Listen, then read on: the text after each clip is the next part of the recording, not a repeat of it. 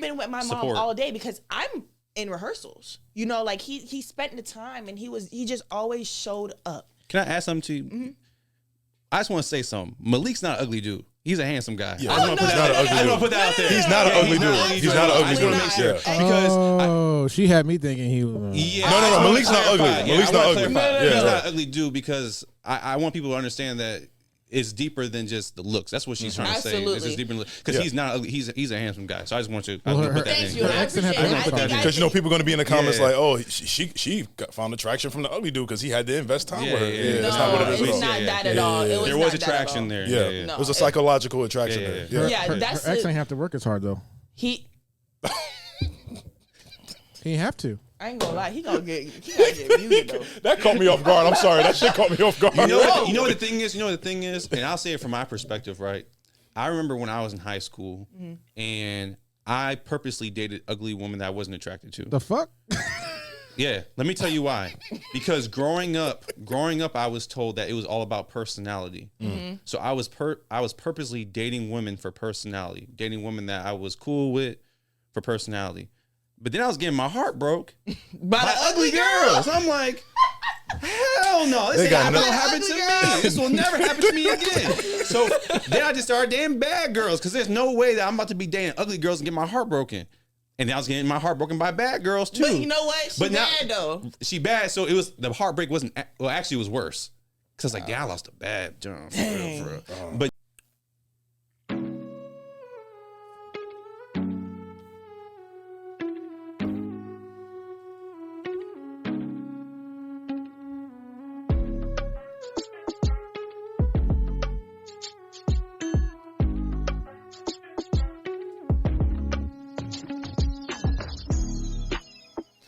What is going on? My name is Jay, and that's... Yo, Trey, what's poppin', what's goody? Welcome to another episode of the Fupas and Flapjacks podcast here on the Jay Derosier Media Network. And as every week, Trey and I are always joined by the podcast Dr. Phil. Hey, I got a Fupa! As you guys know, that's his... We should make that his tagline, like a drop. Yeah. That should be his I drop. I got a Fupa! But, ladies and gentlemen, this episode is a little bit different because... First and foremost, we have a guest. Not only a guest, our first ever guest here on the Fupas and Flapjacks podcast. Right? Yeah! Ladies and gentlemen, we'd like to introduce entrepreneur, supermom, content creator, media host, Miss Jani-ah in the building. I had more, but can't go on forever. We on time restriction. Let me stop. Jani-ah, how you doing today? I'm good. So glad to have you, and also thank you for being our first guest. We do appreciate you. Oh, I feel honored. Y'all didn't tell me that, but it's okay. Everybody else is gonna fall in line. Oh shit! This big money over here. Yeah. Big money over here. Oh Lord! Get a load of this guy. Get a load of this guy. Big Naya. Big Naya. Okay, I like that. So, ladies and gentlemen, as you guys know, even with a guest, every episode has an underlying theme. It has a different topic every week. So this topic this week is none other than body positivity and attraction. So body positivity in attraction. So I guess I'll introduce the topic. Yeah. Sorry, Mr. Cooper. We gonna let Jani go first. Or you want to go next? Let the guest go. I'm gonna let her get shit off first. You and then, yeah. All right. And So I feel it in. So the point of this episode is to challenge narrow media-driven attraction paradigms. So, AKA, the typical size 2 model look, or in the men's case, I guess what it's 6'2", Why you say 6'2"? medium. So. You want to say 6'3"? I know Trey's 6'2". He think I'm throwing a shot at him, but it's also this episode. Point of this episode is to deconstruct the history standards when it comes to features, or whether it's body type, whether it's physical features, or anything like that. So I think Jani is a great guest for this. Trey thought Jani would be a great guest for this as well. So that's why we have Jani here. I really want to know why. So we're gonna let you get your shit off. Okay. So Jani-ah, it's obvious you're engaged to be married. So also congratulations to that. Thank you. I'm actually married already. Oh, that's right, courthouse. Yeah, courthouse. We had this conversation. I forgot. Sorry. So congratulations to you and your husband and your baby girl. So when it comes to when you were, I guess in this case, being courted by your now husband, Was there anything body-wise you probably maybe felt insecure about, or you probably didn't like about him, or whatever the case is, that you maybe had to, like, I guess, navigate that in your relationship? Or any insecurity you kind of had to navigate in your relationship to maybe fill yourself up with, like, that kind of, like, bravado, like, yo, I know I'm that girl. You know what I'm saying? Okay, so... Trey. This is a safe space. Okay. This is a safe space. Safe space. This is a safe space. So when me and my husband got together, it was not, I feel like now relationships are so focused on lust. Right. It's such a lustful thing that people want to be attracted to you physically first. And I don't believe in that. I believe right now, I feel like I'm living what people plan on in their life. People want to be married by 25, have a kid by 26. They have like these life goals, and I'm able to live that because I feel like I don't think of relationships or go about relationships how everyone else does. Right. So, and it's in many aspects of that, but to answer that question and specifically, when me and my husband got together, it wasn't off of lust. It wasn't off of like, oh, I like him, I think he's attractive. It was solely 110% based off of how he treated me and how he made me feel. So it was just a thing of like, I don't care if, I get this, I have this butterfly feeling for him, not because of sight, these butterfly or these they're rose petal glasses. Yeah. I don't have that. I have it because I truly have a love for him. So when I mean that, I mean like it started to grow as I was actually in a relationship with somebody else. Yes. Oh, the tea. Let's get it.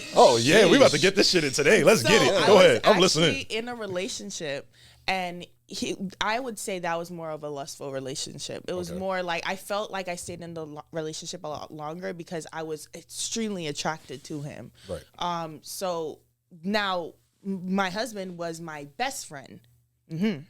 So, but this Not is the thing. Best friend. Now listen. Okay, go ahead. That'd be the dudes be worried about the best friends. The best friend, they'd be like, oh, he'd be waiting his turn. But no, she get a pass though because they married. They married, and we know how much they in love. And we fuck with your husband heavy. So we like your husband heavy. We like him. Yeah, we must. Go ahead. Okay, but I was saying, I was in a relationship, and then he was my best friend, but we were best friends before I got into that relationship. Okay. So he actually saw me through 2 relationships as best friends. Yeah. So when people to this day don't believe that we've done absolutely nothing. Like I had to make sure I was out of the relationship and making sure that I was free and I had no emotional connection to my past before we even did anything, like a kiss or anything, like nothing. But with that, it was hard to continue the relationship I was currently in because over time it became, first of all, he was a habitual cheater. Like he just could not stop. But again, like it was the thing of him being, it's super good looking to me at least. But we're talking about your past relationship, not your husband. Past relationship, right? But my husband has always been there. Yeah. He just was there as my support. So over time, it just became a thing of me. When things happened throughout my day, I stopped calling my ex at the time. It was more of like the first person I wanted to talk to was him, Malik. This like when something happened, it was a natural, gradual thing that happened to where it's like it hit me in the face. I'm like, oh, whoa. Yeah. I actually don't want to talk to my ex.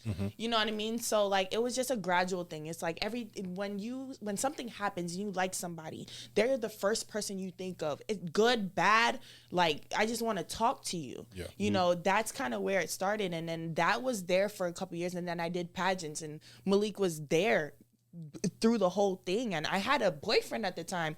And when you go to a pageant, even if you're a guest, you dress the part. You know what I mean? My ex was coming in basketball shoes and a polo shirt. What? That's right. But Malik is coming. First of all, Malik would be with my mom. My mom. My mom like you. You real.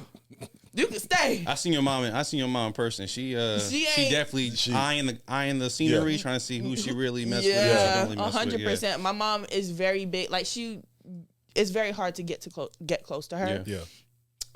Malik would literally, with pageantry, it would be like from early morning, like you'll get up at 6 o'clock, or 4 o'clock, start doing your makeup to be ready by 7, do your in-person interview, and then be at rehearsals from like noon to showtime, and then showtime be like at 8 o'clock. Then you're doing a show from 8 to 10, so like it's a whole day thing.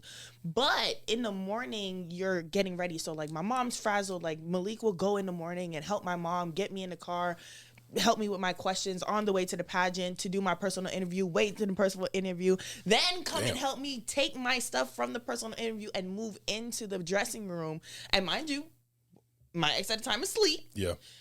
All of this is going on, and this is pageant after pageant after pageant. And then my ex would show up to the show at the end, but it's like, it's the grind. It's the work. It's the grind. Like you've been with my mom all day because I'm in rehearsals, like he spent the time, and he just always showed up. Can I ask something to you? Mm-hmm. I just want to say something. Malik's not an ugly dude. He's a handsome guy. Yeah. I want to put that out there. He's not an ugly dude. He's not an ugly dude. Sure. Yeah. Because she had me thinking he was. No. Malik's not ugly. Malik's not ugly. He's not an ugly dude because I want people to understand that it's deeper than just the looks. That's what she's trying to say. It's just deeper because he's not ugly. He's a handsome guy. So I just want to put that in. Because people are going to be in the comments like, oh, she found attraction from the ugly dude because he had to invest time with her. Yeah, that's not what it is. It's not that at all. There was attraction there. Yeah, it was a psychological attraction there. Yeah, her ex ain't have to work as hard though. He have to. I ain't gonna lie, he gonna get muted though. That caught me off guard. I'm sorry, that shit caught me off guard. You know what the thing is? And I'll say it from my perspective, right? I remember when I was in high school, and I purposely dated ugly women that I wasn't attracted to. The fuck? Yeah, let me tell you why. Because growing up, I was told that it was all about personality. So I was purposely dating women for personality, dating women that I was cool with for personality. But then I was getting my heart broke by ugly girls. I'm like, hell no, this ain't gonna happen to me. This will never happen to me again. So then I just started dating bad girls because there's no way that I'm about to be dating ugly girls and get my heart broken. And then I was getting my heart broken by bad girls too. But you know what? She bad though. She bad. So it was, the heartbreak wasn't, well, actually it was worse. Because like, I lost a bad job. For real. But now, when you talk about personality, with like, I don't want to say a man's name because I was getting ready to say it. You said his name like 6 times. Yeah, we already said it. Did I say his name a lot? Yeah. Oh, okay. Well, with Malik, like you with personality, now I'm looking at like, as I date now, it's you gotta look good, and I'm trying to figure out what your personality is like on top of that. Now I need both. I need to have both of them. I don't just want one or the other. Yeah. Now both got to come with it. And I think it's amazing you found someone that you got both from. I got both. But the thing is, what do you want to focus on first? That's the problem. Right. If you're focusing on looks, you're going to get, and I've experienced both. Now, you're going to get stuck in that look. So, because like when you're mad, you're looking at this person. When you're happy, you're looking at this person. But the battle you want to fight it would not be personality. Because I could be so attractive to you, but genuinely can't stand you. Yeah. So when we are in a relationship and then we're arguing or we're going through something, looks is not going to be enough. Yeah. You know what I'm saying? So like, because at the end of the day, I always say like, even if there was something to happen to me and Malik in our relationship, I always fall back on the fact that we're friends first. So that always saves our relationship. So because we were friends and we built that foundation, and our marriage or our relationship wasn't built on sand and shaky ground, it's built on concrete. Because at the end of the day, I would never I might sacrifice my boyfriend at the moment, but I would never sacrifice my friend. I would never sacrifice my friend, because I could never ever see my life without him being a part of it, especially now that we have a daughter. So it's like, I feel like I did it the right way because I wasn't worried about like, oh, what is our daughter gonna look like, or oh, he's cute, he has beautiful eyes, or he's this. That wasn't my focus. Thank God. We have great genes and our daughter looks great, but I feel like that's God just blessing us because we went about things the right way. We waited till we were in a relationship to do anything. So because I feel like we followed the correct steps, we're constantly being blessed in our relationship. Okay. Well, to be honest with y'all, because I actually like what both of y'all said. I really like what both of y'all said. So Come on, Fupa King. Fupa King over here. Fupa King.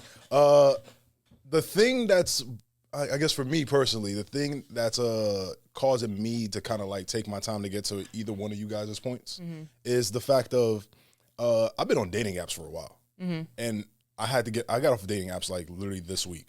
I got off my Hinge, all that other shit, because I started to realize I'm like, bro, I'm over here dating off of just physical attraction. Yes. Like if you're showing me 6 pictures of you and like you answering 2 questions to say like, oh, this is what I like, this is what I like, or this is what I don't like. I'm literally just dating you off of like, okay, she cute. Yeah. She got a nice chest. She got a nice ass. She got a nice face. Like that's what I'm dating you off of. So I think this topic is great because listening to somebody like you who got with somebody because of the investment in time, the investment in your feelings, same thing, vice versa. It also gives me hope for somebody who maybe listens to this podcast that's similar to me. But that's what you do when you go on Hinge. Like that's what that like. When I was on Hinge, and my shit's paused too. Yeah. But when I was on there, deleted. I'm done. Right. Yeah. I know. But what I'm saying is, that's the point of the app is to delete the app. It is. That is the point. But what I'm saying is like, I look at pictures, right, to see if I'm attracted to a person first. I'll go back and read their bio and their prompts to make sure it's in alignment with just to see if we're in alignment with anything before I even see if I want to match somebody. So what I'm asking you is, were you matching people just based off of looks? Because with me, I'm picky as fuck. I know. I go through the profile, I read everything, and then we have a conversation. If it don't align, then fuck it. Then we don't need to be together. So what I'm asking is, were you just going through Hinge, just going off of just looks and just match? You look good, match? Yeah. That's insane. It was literally that, and being as a single father, I would see like if she had a kid or not. Yeah. Because my schedule is crazy. Right. Like when it comes to shooting the pod, making content, like my schedule is jam. If I got time for you, you got the time. Yeah. So for me personally, when it comes to dating, the 2 things I was looking at was physical attraction and if that person is a parent, so they can understand my schedule. But obviously it didn't work out because I was just looking for that physical attraction. Yeah, but what I'm pushing back is that I don't feel like you've gotten the chance to really use a dating app to its full potential because you used it for the bare minimum. When someone makes a full profile, you can really go through and look at it and really see what that person's about. But also, you and I have had the conversation about a lot of dating apps. A lot of, I hate to generalize women in this one topic, but you're gonna see where I'm about to land right now. So a lot of the women, we've had the conversations where they'll answer the same 3 questions the same exact way. So it's like for instance. So at that point, I'm just picking pictures at that point. I want to travel. Yeah. Well, yeah, I'm not going to fuck with that. Like, or they'll put things that attract me is the same 3 questions. Like, be ready at this time. I made a reservation. Blah, blah. I'm like, yo, why y'all always answer the same prompts the same way? I feel that. So to that, I be ready at this time. Their point to that question is your level of dominance. So it's a lot of guys fall into this trap of like, oh, what you doing, or where you want to eat, where you want to go. So I understand them putting like, be ready at this time because you're on a dating app. So the first thing you're gonna do is ask them to go on a date, right? Facts. Yeah. Facts. So what are they gonna say? Don't ask me where do you want to go on a date. Say, hey, we're gonna go so and so at this time. I'm gonna pick you up. Whatever, or we can meet there. And that's what I feel like you guys have to kind of read in between the lines when you're looking at these girls' profiles. Because yes, they're putting up these pictures, they're answering the question the same way. So technically, there's only so much you can put on the profile. But I'm saying, like, if I swipe on 10 girls, right? And 8 out of the 10 answer the question the same exact way. Why you swiped on all 10? No, I'm saying like if I'm going through the 10 profiles. No, you can't X. Like if I'm Xing them. Okay. And they like out of that 10, 8 of them answered the questions the same way. At that point, I'm just picking through pictures at that point. Right. Or who I think is physically attractive. Maybe the person you're supposed to be with is your friend. I don't have any female. Hell no. Not the female friends we got. No, not our female friends. I told you, Jay. No, don't start. Phil, don't start that shit. Nope. No, because you know exactly who he's talking about. We're all friends with that person. Huh? Me too? That's who he's talking about. Her too? She's friends with her too. Oh yeah. We know what you're talking about. Don't say the name because you on Instagram Live and we got a live mic. No, I'm not gonna say the name. Hey Phil, take the camera off me real quick. Okay.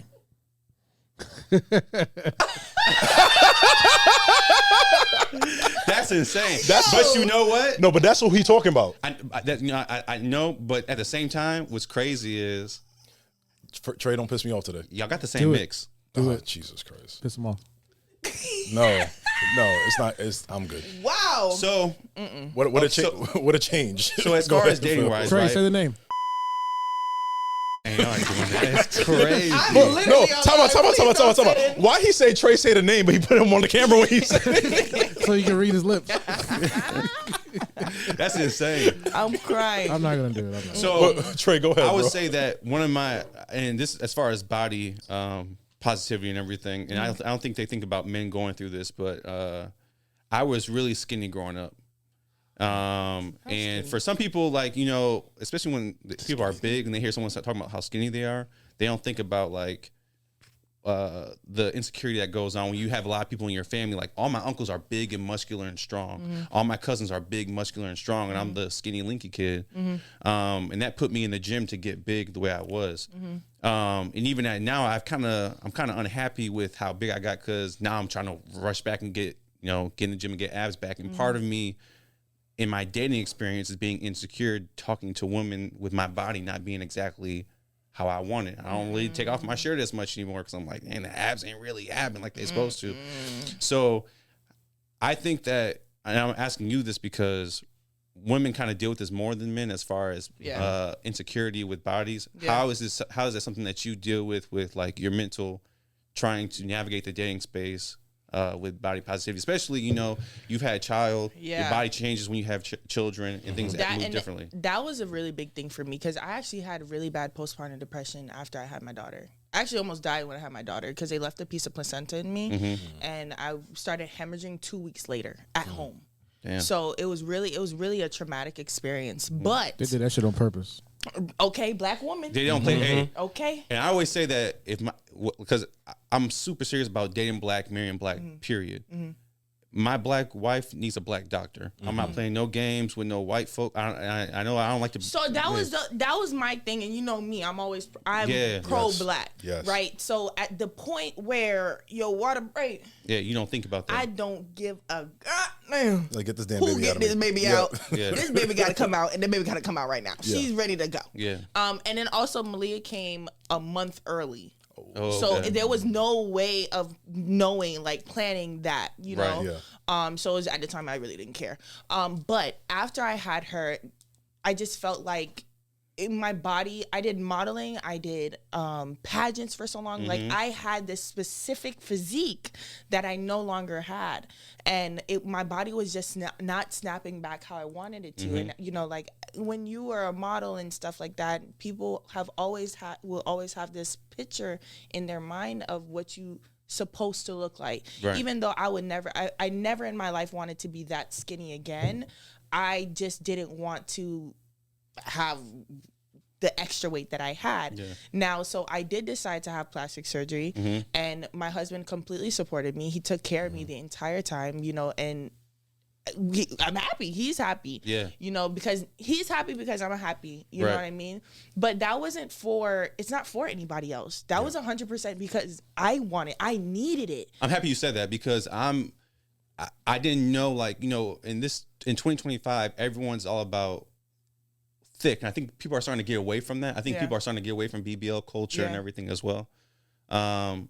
So you saying that is like kind of a breath of fresh air, saying like, I did this for me. I didn't do this to be thick, like, or do this for the photo, do it for Instagram. No, definitely not. I think I feel more comfortable in front of a camera now, but I've always been in front of the camera. Right. You know what I mean? So like, when I had my surgery, I did have a BBL, but people to this day can't tell that it was that, because I didn't go for the typical super wide, the ant bodies.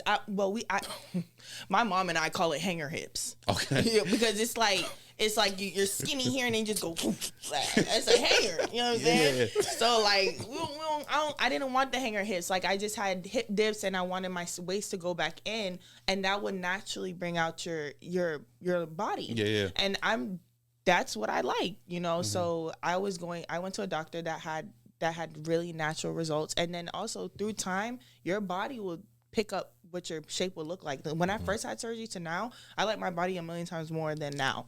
you know. So my friends who had like surgery told me like that's gonna happen. But again, at the end of the day, I'm married already, so I'm not doing this to get a man. Right. I'm off my mind already. Yeah. Yep. You know, so it was really truly 100% because I wanted it. I want to feel comfortable in the clothes that I wear because I also like content. I like to look good on the camera.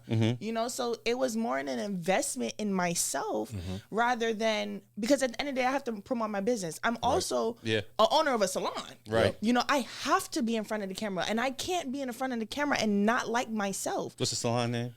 Carte Blanc Beauty Bar. We are one of the biggest Black-owned salons in Orlando. The best. We have nails, lashes. Black owned. Black owned. Black woman, young entrepreneur owned. Just saying. But we have hair, nails, lashes, makeup. We have everything. You could walk in there look like a new girl, baby. New girl. So I got a question for you. So you mentioned your plastic surgery. How did that conversation with your husband go about to like kind of, because you said you did it for you. Of course you did. But how did that conversation go about to say like, hey, love, like I'm not comfortable. This is what I want to do. Was obviously he was supportive, like you said. But how did that initial first conversation go? Change it up. Oh. I was like, wait, is that God? That's the voice of God. We call him the voice of God for a reason. No, it was actually a very easy conversation, Malik, because we're like best friends. Like I speak to him like I speak to like my homegirls or my homeboys. Like it's just natural. Like he knows it's coming. Yeah. Like a lot of things people have to have this sit down conversation with their partner about. I don't have that because it's like it's a gradual thing with us. Like he'll hear the little comments like, "Babe, I don't really feel comfortable in this. Yeah. I don't like how this looks on me. Oh, I don't like my clothes." And at the time I was really depressed, so like I was just negative about everything. I didn't want to talk about that. I didn't want to go nowhere. I was unhappy, you know. And then it was just more like I got to do it. He knew exactly. He knew exactly what I was talking about. So that had nothing. This is one of the reasons why I love this topic. So literally, it had nothing to do with any outside opinions. It was literally just you, Jani-ah, and what Jani-ah saw in the mirror. Correct. 100%. Exactly. Yeah. So that's what I was trying to get at. Yeah, it was. I mean, granted, I live in I have a Caribbean family. Yes, you're gonna hear the comments of like my mom, my grandma, like, oh God, are you getting bigger? Like, oh God, like Jani-ah, oh God, like I'm like, yeah, like okay, but. Was that the camel that wrote about? No. Yeah. It was more of the fact that when I looked in the mirror, I wasn't happy with what I saw. And because I wasn't happy with what I saw, it brought me down and I didn't want to take videos for and then it started affecting my money. Because if I'm not in front of the camera, people don't necessarily want to watch a business because people fell in love with my life. Right. So that's the thing with TikTok. I'm learning people are more infatuated with the person and Instagram is more infatuated with the business. My business grew on Instagram because people fell in love with me. Yeah. So when I stopped showing up, it declined significantly. So I got a question. Did the mental health journey to body positivity for you start before the surgery or after the surgery? Great question. Was it the confirmation, for instance, right? I know you're going through it with the depression and everything. Was the confirmation that I'm going to do this, Malik supporting me doing this, did that start the mental health like recovery, or was it after it when you're physically recovering at the same time as that and seeing it was before okay. Once a lot of people don't realize that I don't care what people think because I only need one confirmation is my husband. If Malik said I could do it, baby, I'm doing it. I don't care. Okay. I don't care. I'm going. My husband said I could go. I'm very much my husband. Okay. You know, my man. Yeah. So if he say he gonna pick me up at 6:00, baby, I'm gone. Okay. I could go. But as soon as he was like, you know, like he knew that I needed this. I mean, granted, he's happy. Yeah. You know what I'm saying? Who wouldn't want your wife? Hey. Like, let's be real. I knew that was coming. Hey, I know for real. I knew it was coming sooner or later. I didn't want to say it. Yeah. I didn't want to be the one to say it. I knew she was going to say it sooner or later, though. So cool. I knew she was going to say it sooner or later. That's all that matters. I know. We know her too well, bro. I knew she was going to say it sooner or later. Come on. Yes. Yeah. Because Malik, he hey, listen. I'm just so happy she said because I was like, man, my girl, you know what I'm saying, and a natural looking BBL. Yeah. Nothing crazy. Yeah, and I Nothing found wild. a natural, and that's, he Yeah. had requirements. That nigga said, I love it here. Yeah, I because, love it here. Malik he's One of the Jamaican. greatest. One of the greatest. I promise you. It's one of the greatest. I promise you. He's Jamaican. He's an ass man for sure. For sure. Yeah. He's a Bumbleclad.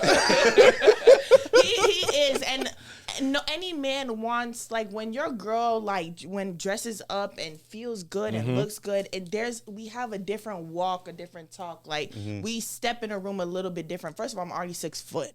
You know what I'm saying? So if I'm 6 foot, big as hell, already walking a room, kind of like holding my, like, you know, that's not attractive. You know what I mean? But once I feel confident, I sit up a little more. I bring a different kind of light to any room that I would walk in. And any husband would love to have a wife that does that. I naturally will not fall in the background. Yeah. You know what I'm saying? So if that's the case, I want my husband to be proud of the person that he is with. Yeah. So yes, he was 100% in support of, now, did I have requirements? Don't go all hanger hip on me. Make sure the legs match the butt. Let me see the doctor. Let's do the research on his mortality rate. Like, there were requirements. What's the facility look like? How long we got to be there? Like, I'm talking, we were there for a week. My husband drove me from Coral Springs to Miami every single day so I could get my massage. And that's an 1.5 hour drive. Yeah. Why? Because he did not like me going, the idea of somebody else taking care of me at that moment, and the most needed moment, one of the most needed moments of my life. My husband has been there through everything. That's beautiful. Everything. Now, you said you're 6 foot. How tall is your husband? 6'2". 6'2". Oh, okay. Never mind. Don't really. Yeah, y'all the same height. I know we're the same height, but if I wear heels, I am taller than him. Yeah, and typically, you know, we got this thing where, like, we don't like the women with tall. height, with the height and everything. So, like, navigating that space with height. How do you feel about that? I took when we weren't together, like, I took it as a good thing because, like, it's not many men or guys at the time that were taller than me. So I felt like it's just a lot of people I didn't have to work with. You know what I'm saying? So if there was a short king, you was it is what it is. Nah, baby. I feel it. Nah, baby. And she was like, how tall are you? That nigga said 5. She's like, don't even worry about it, sweetheart. Don't worry about it. Keep moving. But have you seen, I don't know if you have any other taller friends, but have you seen them, like, date shorter guys and, like, give them a chance? Yeah. Yes. Okay. It just looks. To you, it looks. Yeah, no. I can't. Now, if I'm taller than you in heels, that's a different story. And then you also have to have a level of confidence to be okay. I'm gonna wear these heels. Yeah. I'm gonna wear these heels. Okay. But if you're confident enough in yourself, and that's another thing that made me fall in love with Malik so heavily, is because the level of confidence he has in himself. Yeah, he does. Is crazy. I worked at Twin Peaks. I worked at the club. I was a bottle girl, a bartender. I mean, Malik worked at, you know. He don't work there no more. Yeah, I know he don't work there no more, but I mean, he did work there. You know what I'm saying is, like, it's a level of confidence. Yeah. Like, Yeah. a lot of my friends will be like, "Oh, my man would never what? Would never what? Let you do what? Because they don't trust you, Yeah. and you don't trust him." Even when Malik got the job, I was the one who helped him come into the job, and then I left. Yeah. And I have no way of feeling any type of way for him being at work. Yeah. You know what I mean? Like, because you know where home is. I know where home is at the end of the day. So also at the same time, I understand I'm Caribbean too, baby. The God gonna bring it to me in a dream. Okay? So facts. So actually. He's gonna bring it to me in a dream. Facts. So that means if you're doing wrong, I'm not gonna look for it. I don't go through his phone. I have the password. I've never went through any of his messages ever. Cause I want my. Y'all's gonna bring it to her in her sleep. Cause he's gonna bring it to me in my sleep, and I'm gonna wake up, and then I'm gonna say, "You doing dirty? You doing dirty?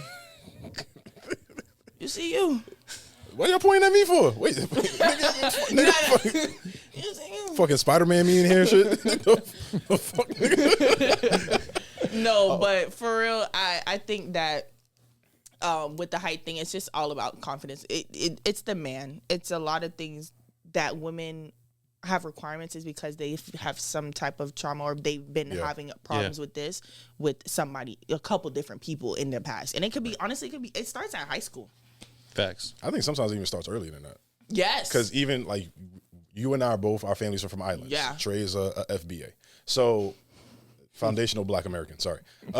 Trey's an FBA. Our families are from the island. But you know, I've spoken about this on a previous episode with body positivity when it comes to my skin tone and how like I used to get colorist comments from a family member. As a woman, actually from a family from an island, you mentioned it earlier in the episode, like when you got those comments from your own culture, like how did that feel for you? It never feels good because I feel like Caribbean women, like they really drag it. Yeah. Like they don't know. Like I always tell my mom, like, my God, you don't know when to stop. Yep. Like it's true, bro. It's true. It's true. But, I mean, it's true. You know what's crazy though? I know that I was talking to a friend of mine who's Caribbean, and what we got to understanding is that my mom's family is from the deep south of Mississippi, and we have a lot of the same similar traditions and understandings that people from the Caribbean have. Like I'm talking about the things that we say, the slang, the sayings, how they talk to you, how they deal with you is the exact same way. So that's just Black people. Well, I wouldn't say if you're from the Northeast or from the West or from the Midwest, I don't think it's the same. But when my grandma says go outside and grab a switch, that's the same thing that someone on the island would say for one of their kids. They won't spank their kids. No, on the island they make us kneel on rice type shit. Kneel on rice, not a spanking. You get a spanking, but that kneel on rice is a different. Well, or you have to like just be on your knees and hold the book. Nah, boy. I used to be the baddest kid because I didn't know what was in the vicinity of my mama at the time. She would have been angry. So there is no a specific object. They grabbed whatever. It's whatever. Yeah. Not even because the shoe wouldn't be hard enough. It would be a TV cord. Yep. It would be the hand. My mom likes to, it's called ringing a pinch, where you take a pinch and you just ring it all the way around. And then you got this little red mark and you better wear a jacket. So nobody can tell. So I had my mom beat me with the PS2 controller cord. It's a cord. I was in the middle of playing. She just beat me with the cord. Grab it. I was like, nigga, the nigga controller's still in my hand. That's the worst part about it, yo. Yeah, so crazy. Trust me, I'm with you. Oh yeah, I just didn't know where I was getting in trouble. And that's the problem. Yeah. Dang, y'all some bad kids. No, I only got beat twice. Oh, yeah, I only took me twice. I was the youngest of 7, so like I was just learning from my brothers and sisters, and I'm like, I could do that better, and I was always getting caught. Also, my mom and dad be like, they try that too, nigga. My mom also like she liked to smash things. She smashed my brother's PSP. She smashed a couple of my phones and then had to buy it back the next day. But hey, whatever floats your boat in the moment. She took the door off my hinges. I remember I came home from school trying to close the door. I never understood that. What? When it comes to like punishment with parents, like taking the door off the hinges? Slam it again. Oh, that's why. Okay. Close that door again. Okay. You never get when you get mad, you kind of just put a little on the door. I ain't never put no oomph on the door. Well, I didn't have a door. Slam it again. I grew up in New York, like 7 brothers and sisters. We lived in a 2-bedroom apartment, like 9 of us. So me slamming the door was like closing the blind on my bunk bed. Just if y'all don't believe me, ask Dro, nigga. Dro is my witness on that, bro. I used to be like, man, fuck out of here, bro. Not the blind. Nah, that. I'm not gonna lie. When you don't, that was actually the most disrespectful thing ever. Because when you don't have a door to your bedroom, oh shit, and you just feel free. And then also, I always thought that house was haunted, so I felt like my mom didn't want me no more. Because why would you? She want the ghost to come get you? Come and get me, like because now I'm in bed and my bed is facing my door, and I'm just seeing black, pitch black. What am I supposed to do with that? What if it's just like something just like right by the door? She was like, imagine Jani with the covers like this, bro. Just I'm telling you, nigga, why he got the music on? That's crazy. Literally, that's how I felt. Phil. That was like it was more mental. Like I couldn't sleep for a week. I was tired. I was tired. Yeah, I was tired. So this question I actually have is for Trey. It's for Trey. Yeah, I'm on your neck. So the question I got, the question I got for you is, so on this podcast previously, right? Well, not previously. It's been in our personal conversations, but I'm not going to go into too much detail because I want to pivot from that personal conversation. When it comes to like when you're dating and it comes to like the body positivity for you, Right. Do you look for a woman more or less that supports you? I mean, you look for a woman that supports gym habits, of course, obviously. Right. But are you gonna not date a woman because maybe she's not the gym physique to start out? You know what I'm saying? Well, let me say this, right? I've dated women of all different sizes, right? All of them. You know when I hear that, I'm about to land. Yeah. I think you're. Oh shit. No. Dated all kind of women. I've dated women who are small, big, in between, and the thing that was like agreed upon between all of them is that they all went to the gym and all were working out, right? And my thing is all about health and wellness. Reason being because, you know, there's women in my family that have been unhealthy and have dealt with diabetes and sickness, and that happens in the Black community a lot. And I would have to say that there's a lot of women, a lot of cousins in my family who are actually in the gym now, eating well, healthy. It's actually great to see them make healthy turnarounds. Right. I grew up in a house where my mom, I used to wake up in the morning, watch her do Billy Blanks in the morning. She ran marathons. She worked out. And my dad's the same way. And so health and wellness is a big part of me. And that's something I want to pass to my kids. So when I'm looking for a wife, I think all women are beautiful. I think all women are bad.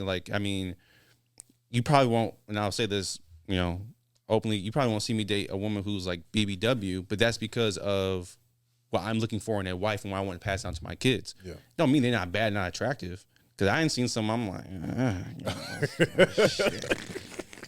But what I'm saying is like, if you don't carry the ideals that I would like to pass down to my kids, we're not going to be on the same level or same equally yoked on what we're looking for in our household, in our home. So I want a healthy person.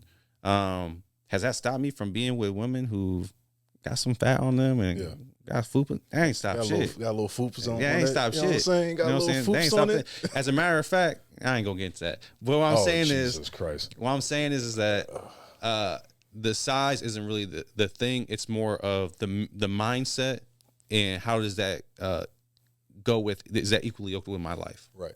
Okay. More than anything. I had a question about this, so I'm glad you answered. I appreciate you. Yeah. Jani-ah, before we sign off, anything you want to say to the people? You know what I'm saying? Anything you want to say to the people? Book me. Book me. Let them know your at name, girl. Yep. Oh, there it is right there on the screen. There it goes. So there it is. That's my personal page, Jani-ah SMS, Jani-ah Mccray Sr. And my business page is Carte Blanc Beauty Bar. Come look. We talking about body positivity. Women getting your hair, your nails, your lashes done. It does something for you mentally when you look good, and you will feel good on the inside, you know. So that's why I really started my business, not only to promote young Black women and in some way feeling like I am giving young Black women a chance or, you know, some level of an advantage. But also it's because I love to make other women come and feel good. Because when you get your nails done, your hair done, your lashes, it's just we got a little walk to it. Little in it. You know what I'm saying? A little oomph in your step. A little oomph in your step. You got anything for anybody, Trey? Before we No, sign man, off? that was good. That was great. It was a great episode. That was great. Man. For our first guest, thank you, Jani-ah, for joining us. We appreciate you. Thank you. On behalf, hey Phil, anything you want to say before we sign off? No, that was a great episode. Great episode. I'm going to ask That was Jani-ah great. about. I love it here. I love it. About our deals here. Ladies and gentlemen, on behalf of myself, on behalf of Trey, but not on behalf of Jani-ah, and behalf of Phil and everybody else at the Jay Derosier Media Network, thank you so much for joining us. It's been another episode of Fupas and Flapjacks. Man, y'all have a good fucking night. Facts. Big Naya. Big Naya. Big Naya. Big Naya. That's my new theme song.